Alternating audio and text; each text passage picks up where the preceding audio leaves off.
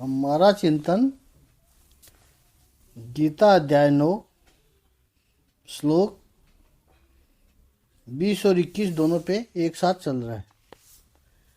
प्रभु कह रहे एवं त्रयी धर्म मनु प्रपन्ना, ये ऐसे सकाम कर्म का जो आचरण करते हैं यह भी धर्म है, वेदों में कहे गए हैं। ऐसे सकाम कर्मों को का जो पालन करने वाले उनको प्रभु अनुप्रपन्ना कहा है। एक होता है प्रपन्ना जो शरण में आते हैं, अनुप्रपन्ना यानी किसी को देखकर फिर वो आए हैं।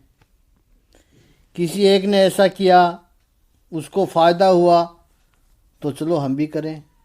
ऐसे लोग समाज में बहुत होते हैं, क्योंकि लोगों का जो भक्ति में इतना इंटरेस्ट नहीं है जितना अपनी अभिलाषाएं पूरी करने में है, अपनी कामनाएं पूरी करने में है।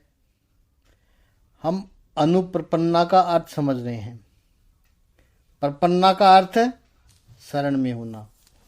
अनुप्रपन्ना जैसे अनुकरण होता है, अनुसरण होता है, ऐसे ही अनुप्रपन्ना है।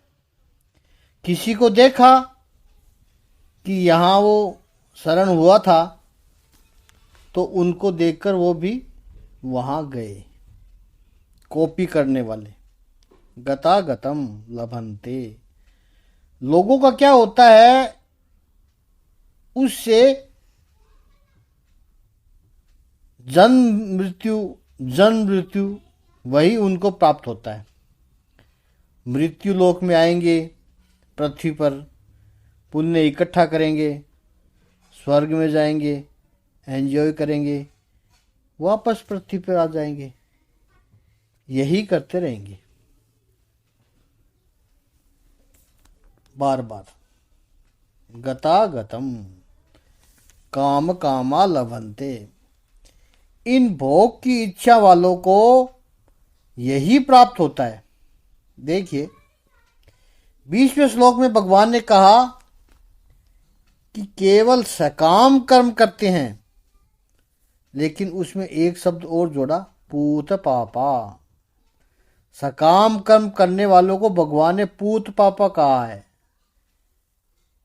पूत पापा पवित्र पापी, पवित्र पाप।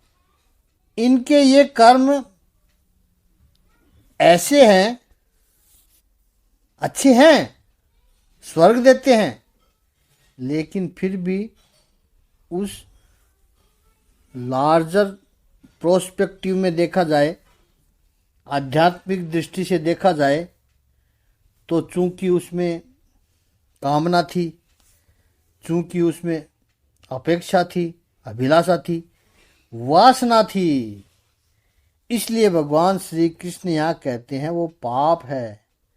लेकिन उस पाप पर एक विशेषण लगाया है, पूत पाप है, यानी पवित्र पाप है। देखिए एक अपवित्र पाप होता है जिसको हम सब जानते हैं, चोरी, झूठ बोलना, अनाचार करना, न्याय करने जैसे काम करना, ये सब अपवित्र पाप है। इनका आचरण करने वाला तो नरक में जाएगा ही, कष्ट भोगेगा। लेकिन दूसरे कुछ पवित्र पाप है, जैसे सकाम यज्ञ करना, सकाम कर्म करना। सकाम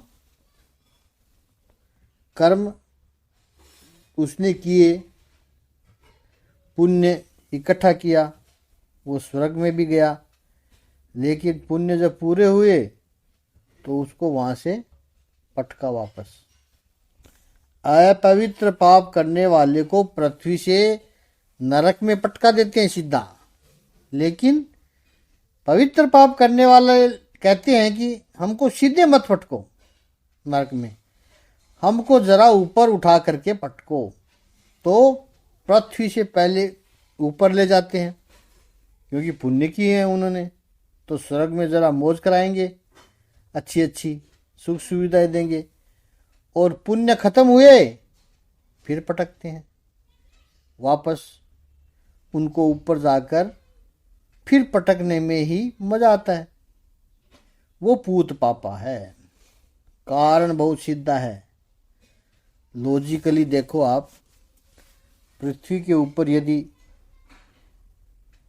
मदिरा पान करना पाप है, मद्यपान करना दोष है, तो फिर पृथ्वी पर पुण्य कर्म करो और स्वर्ग में जाकर के सुरापान करो, वो कैसे पुण्य हो सकता है? वो भी तो पाप ही हुआ।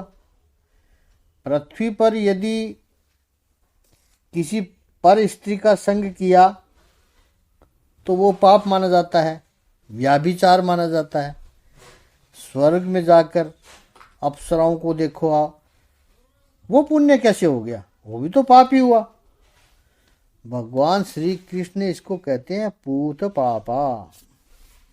वो पवित्र पाप है, क्योंकि ये पाप करने वाले ऐसा मानते हैं कि हम कोई पवित्र कार्य कर रहे हैं।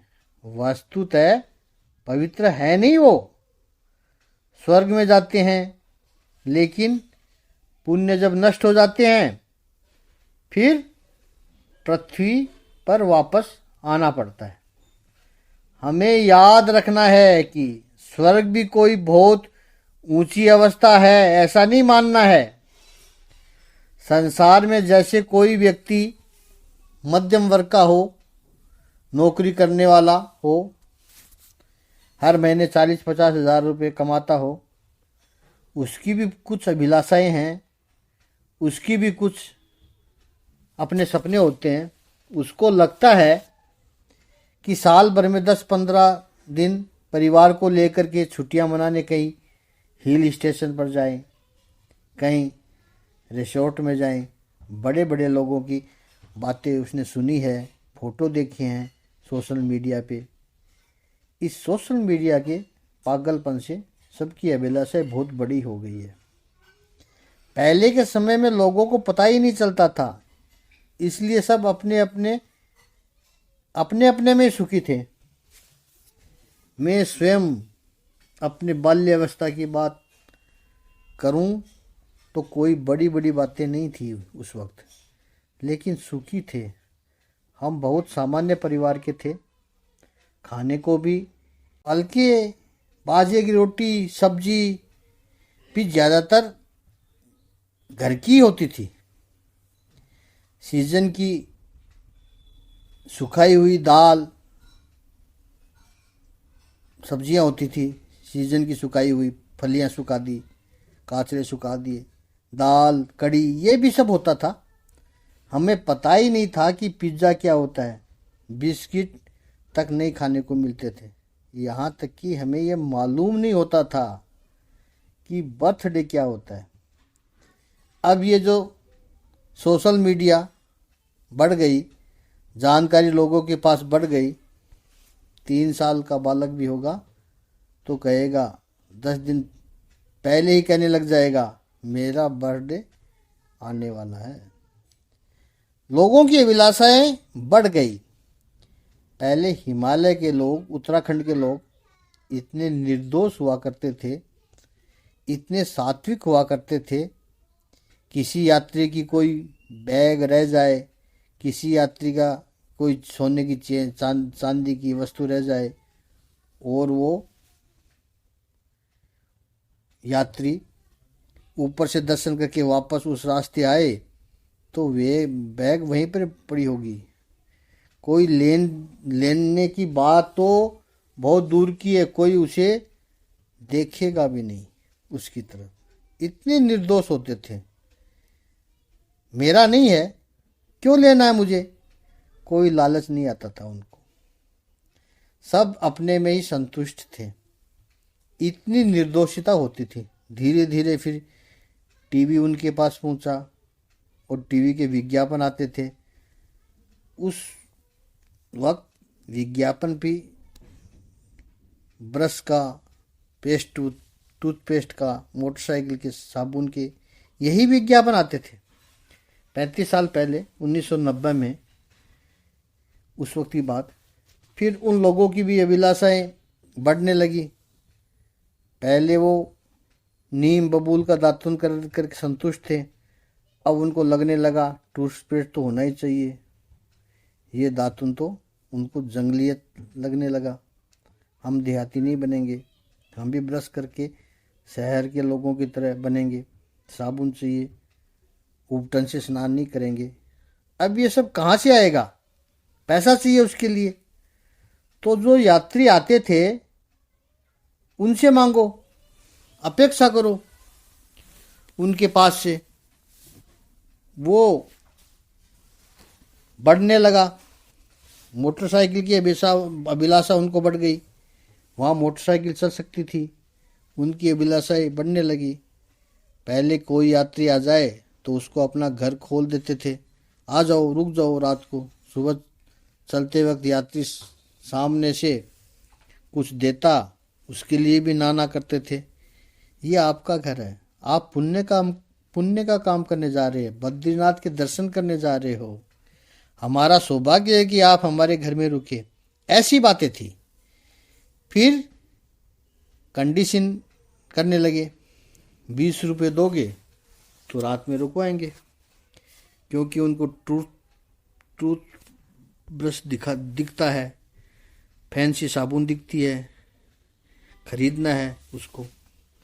पहले तो कोई यात्री देवे तो भी नहीं लेते थे, अब शर्त करके यात्री को कहने लगे।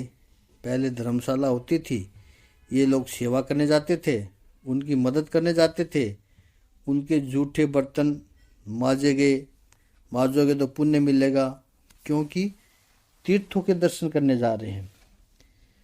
अब अपनी छोटी छोटी जमीन में होटल बनाने लग गए। यात्री रुकेंगे, पैसे आएंगे, कॉमर्शियल एंगल आने लगा, क्योंकि अभिलाषा बैठ गई। पूत पापा। ऐसे ही जीवन में उस स्वर्ग की अभिलाषा होती है तो मनुष्य अच्छे कर्म करने लगता है, क्योंकि उसको पता है कि ये कर्म करूंगा तो, ये यज्ञ करूंगा तो स्वर्ग को जाने को मिलेगा, ऐसा कर्म करूंगा तो ये इच्छा परिपूर्ण होगी। कर्म अच्छे करते हैं, इसलिए पूत कहा प्रभु ने, लेकिन सकाम कर्म करते हैं इसलिए पापा कहा है। पूत का अर्थ पवित्र, लेकिन सकाम हो रहा है। जीवन में दो ही चॉइस है हमारे पास, एक भगवत कामः, दूसरा कामः है काम कामः। या तो भगवान के लिए सारे कर्म करो, या फिर अपनी कामनाओं की पूर्ति के लिए कर्म करो। प्रभु तो सबको मिलते हैं, काम कामी को भगवान मिलते हैं, लेकिन भोगों के साधन के रूप में मिलते हैं। और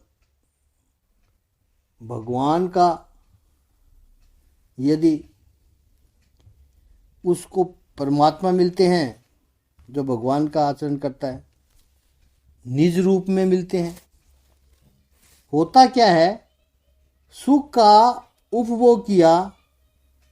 यहाँ भगवान ने कहा कि पुण्य जब नष्ट हो जाते हैं तो पृथ्वी लोक में आते हैं, क्योंकि स्वर्ग भी भोग योनि है।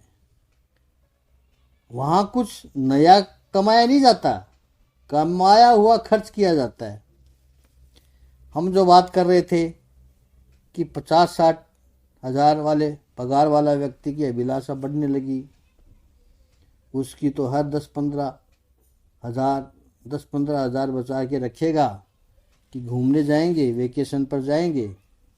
80-90 हजार रुपये इकट्ठे करके रखा है, बुकिंग करता है, हिल स्टेशन पर रहेगा, यहाँ भोजन करेंगे, ऐसे ट्रेन में जाएंगे। एयरक्राफ्ट तो महंगा लगता है, पैसे पत्नी को देकर रखता है, इसको संभालना।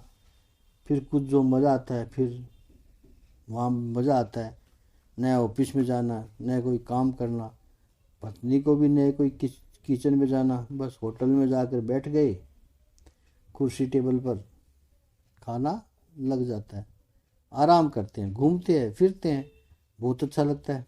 10 दिन के बाद पत्नी कहती है अब ये फर्श खाली होने लगा है, मेरा बिल्कुल खाली होने को आ गया है।